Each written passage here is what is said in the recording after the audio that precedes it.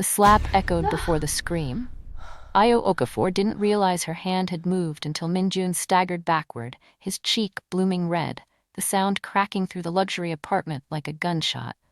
The woman behind him, bare legs tangled in silk sheets, lipstick smeared, let out a startled laugh that cut deeper than the betrayal itself. What The the hell hell is is wrong wrong with with you? Min-Joon snapped, adjusting his shirt like she was the embarrassment. Io stood frozen in the doorway, her chest heaving, her carefully wrapped anniversary gift slipping from her fingers and hitting the marble floor. Chocolate scattered. A gold watch rolled and stopped at Min-Joon's feet. Is this? Her voice shook. Is this why you said you were working late? The other woman tilted her head, eyes dragging over Io's dark skin, her natural hair pulled into a neat bun. Oh, she said slowly, amused. So this is her? Min-Joon sighed like a man inconvenienced. Io, don't make a scene. It's not what you think. She laughed then, a sharp, broken sound. I'm looking at you in bed with another woman. Help me understand what else I should be thinking. The woman swung her legs over the side of the bed. Relax. He said you were just temporary. That word shattered something inside Io. Temporary. After 2 years, after quiet sacrifices, after swallowing every insult disguised as a joke. After pretending not to notice that she was never introduced as his girlfriend, never posted, never fully claimed. Min-Joon stepped forward, lowering his voice. Look, let's talk about this later. You know my family is conservative. You knew this couldn't be serious. Her hands trembled. So why keep me? His eyes flicked away because you were convenient. That was it. No apology, no shame. Io turned and walked out before he could say another word. She didn't cry in the elevator. She didn't cry on the street. She walked until the neon lights of Itaewon blurred together and the night air felt too heavy to breathe. She pushed into the first bar she saw. Music throbbed low and slow, bass vibrating through the floor. Io slid onto a stool and ordered something strong she couldn't pronounce. She drank it like medicine. Then another. Across the room, Kang Jae-Hoon noticed her the moment she nearly fell off the stool. Careful, the bartender muttered, reaching for her glass. I'm fine, Io insisted, but her vision swam. Jae-Hoon rose smoothly from his seat in the corner. Tall, broad shoulders beneath a black suit jacket, his presence shifted the room without him saying a word. Men straightened, conversations dipped. He stopped beside her. She's not fine. The bartender stiffened. Sir, I'll handle it. Jae-Hoon's voice was calm, low, dangerous in its restraint. He turned to Io, dark eyes studying her flushed cheeks, the anger and hurt trembling just beneath her skin. You shouldn't drink like that on an empty heart, he said. Her laugh came out bitter. You don't know anything about my heart. I know it's bleeding. She stared at him, startled by the accuracy. And what if it is? Then you shouldn't be alone. Something in his gaze, steady, unjudging, undid her. I caught my boyfriend cheating tonight, she said, the words tumbling out. He said I was convenient. Jae-Hoon's jaw tightened, just slightly. Men like that mistake kindness for weakness. Well, he won't anymore. Her eyes filled. I won't let him. He gestured toward the door. Let me take you somewhere safe. She hesitated. I don't even know your name. You don't need to. Against her better judgment, she nodded. The night blurred into motion. A black car. Quiet streets. The smell of leather and rain. Jae-Hoon kept his distance, hands folded, like a man fighting instinct. At his penthouse, Seoul glittered below like scattered diamonds. Io swayed, and his hand caught her elbow, steady, protective. Sit, Jae-Hoon said softly. She sank onto the couch, looking up at him with eyes that held too much pain. Why are you being kind when every man I've known has been the same? He knelt before her, eye level now. Because someone broke something beautiful in you, and because kindness costs me nothing, but means everything. The silence stretched between them, thick with unspoken words. She stood abruptly, eliminating the space between them. I don't want to think tonight. His jaw tightened. If you stay, it won't be just to forget. I won't be your escape, only your choice. Her answer came without words. She leaned in. For a heartbeat, he remained still. Then his hands rose, cradling her face like she was made of light and glass. The kiss was slow, devastating, grief colliding with desire, loneliness finding solace. That night, she fell asleep wrapped in safety she'd forgotten existed. Morning arrived too soon. Io woke to empty sheets and sunlight flooding through floor-to-ceiling windows. Panic seized her chest. She dressed in yesterday's clothes, scribbling a note with trembling hands. "Thank you. I'm sorry." Jae-Hoon found it minutes later. His expression revealed nothing, but his hand crushed the paper. Days blurred. Io buried herself in work, ignored Min-Joon's messages, avoided every street corner that held memories. Then came the dinner invitation from Min-Joon's mother. "Just to clear the air, dear." Io agreed. Closure, she told herself. Nothing more. The dining room fell silent when she entered. Min-Joon leaned back, smirking. "Brave of you to show." "I came to say goodbye," she said evenly. A door opened behind her. Footsteps. Confident, deliberate. Kang Jae-Hoon walked in, Min-Joon's face drained of color. "Uncle." Io's world tilted. Their eyes met, his widening with recognition, hers with dawning horror. "You," Min-Joon's voice cracked. "You know him?" Jae-Hoon's gaze never left Io. "It seems we've met." Min-Joon laughed, a sharp, ugly sound. "This is Rich. Uncle, meet my ex, the one I told you about." Jae-Hoon's voice dropped to ice. "You didn't mention she was the woman you humiliated." The room froze. "I didn't know," Io whispered. "I know." His eyes softened for just a moment before hardening again as he turned to Min-Joon. "But you did." Min-Joon scoffed. "What does it matter? She's nobody to this family." Wrong answer. Jae-Hoon closed the distance in 2 steps. "From this moment, she is under my protection." Gasps rippled through the room. Min-Joon shot to his feet. "You can't be serious. Try me." Min-Joon's face twisted. He grabbed his wine glass, draining it, slamming it down.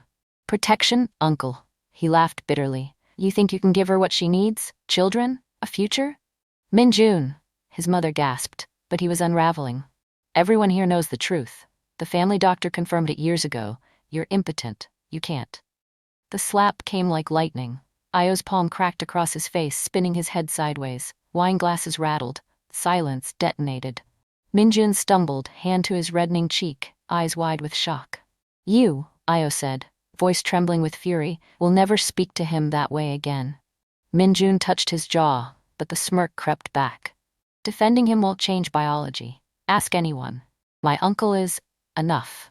Jae-Hoon's voice cut like a blade, but Min-Joon couldn't stop. She deserves to know what she's walking into. A man who can't give her anything real. The room erupted in whispers. Jae-Hoon stepped forward, his voice deadly calm. "The only thing she needs to know is this." He turned to Io, and for the first time that night, his expression softened. "If you'll have me, everything I am is yours." He turned to Io. "We're leaving." He took her hand, and they walked out together. Behind them, Min-Joon's laughter followed, hollow and mocking. But 3 weeks later, the laughter died. The wedding was private, intimate, only a handful of witnesses.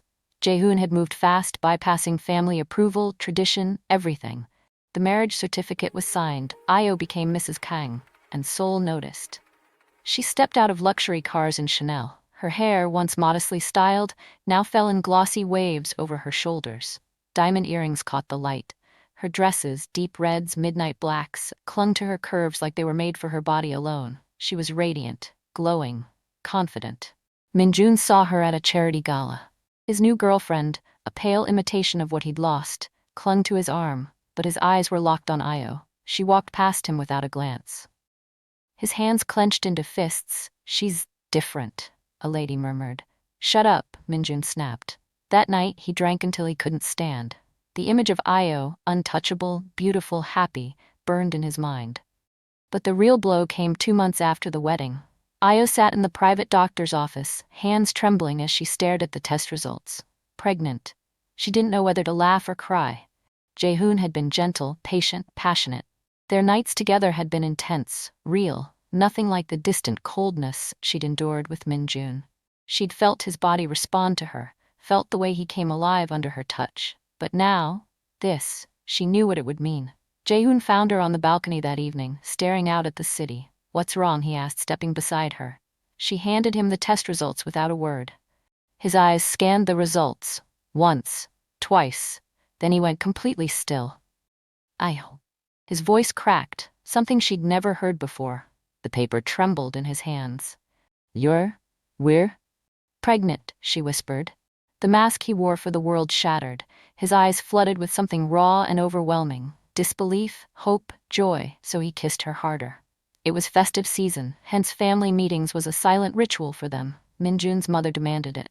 The board of directors whispered. The family doctor was summoned, the same man who had declared Jae-Hoon impotent years ago after a near-fatal injury. Io sat at the head of the table beside Jae-Hoon, her hand resting protectively over her still flat stomach. Min-Joon sat across from them, eyes dark with something ugly. The doctor cleared his throat. I stand by my previous diagnosis. Mr. Kang's condition was irreversible. The scarring, the trauma, it's medically impossible for him to father a child.